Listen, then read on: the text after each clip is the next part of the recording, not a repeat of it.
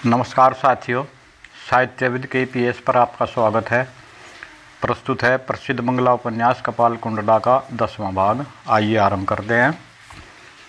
यदि रमणी निर्दोष सौंदर्य विष्टा होती तो कहता पुरुष पाठक, यह आपकी गृहिणी जैसी सुंदरी है और सुंदरी पाठिका रानी, यह आपकी शीशे में पड़ने वाली प्रतिछाया जैसी है। ऐसा होने से रूप वर्णन का शीघ्र ही अंत हो जाता। दुर्भाग्यवश यह सर्वांग सुंदरी नहीं है, इसलिए निरस्त होना पड़ता है। यह निर्दोष सुंदरी नहीं है। यह कहने का प्रथम कारण यह है कि इसका शरीर मध्यम आकृति की अपेक्षा कुछ दीर्घ है, दूसरे अधरोष्ट चिपटे हैं, तीसरे वास्तविक रंग में यह गौरांगी भी नहीं है।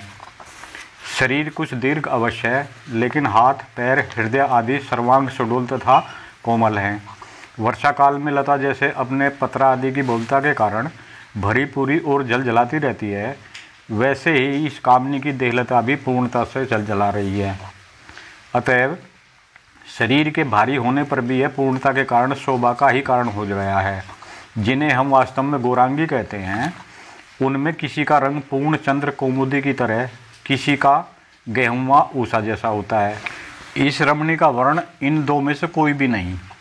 अतः इसे प्रकृत गौरांगी न कहे जाने पर भी इसका वर्ण मनोमुग्धकर अवश्य है। जो हो यह श्यामवर्णा है।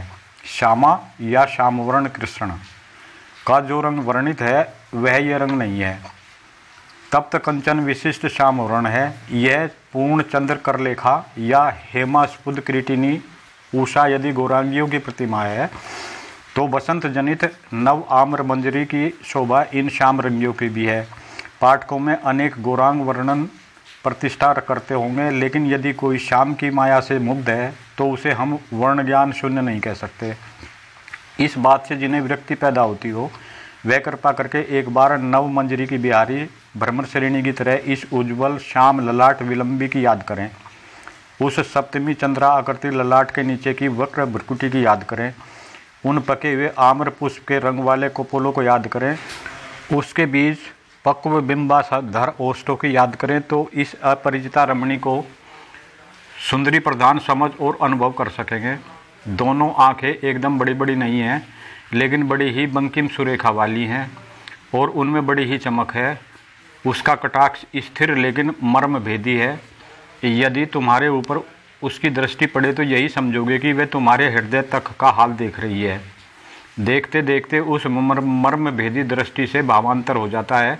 आंखें सुकोमल स्नेह में रस से गली जाती हैं और कभी कभी उसमें सुखावेश जनित क्लांति की ही दिखाई देती है। मानो वह नयन नहीं, मनमत की स्वप्न यशैया है। कभी लालसा विस्फारित मदनस रस से जलजलाती रहती हैं और कभी उस लोल कटाक्ष में मानो बिजली कौंधती रहती है। मुख की कांति में दो अवर्चनीय शोभा हैं। पहली सर्वत्रगामिनी बुद्धि का प्रभाव, दूसरी महान आत्मा गरिमा।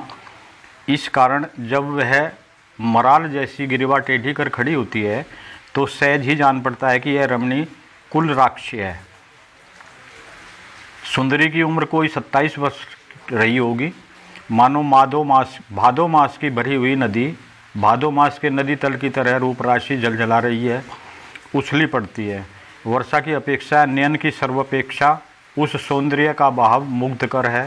पूर्ण यौवन के कारण समूचा शरीर थोड़ा चंचल है। बिना वायु के नश्वर की नदी जैसे मंथर चंचला होती है, ठीक वैसी ही चंचल वह चंचलता अक्षण अक्षण पर नए नए शोभा के विकास के कारण है।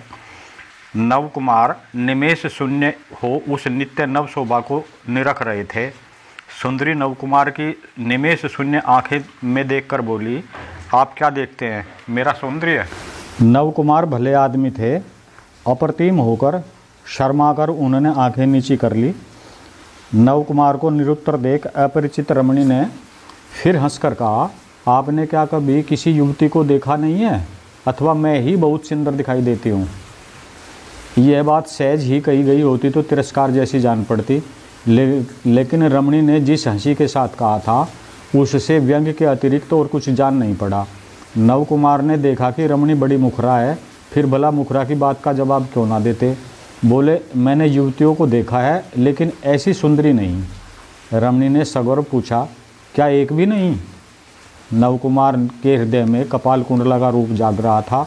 उन्होंने भी सगर्व उत्तर दिया, एक भी नहीं, ऐसा तो नहीं कह सकता। पत्थर पर मानो लोहे का आघात हुआ।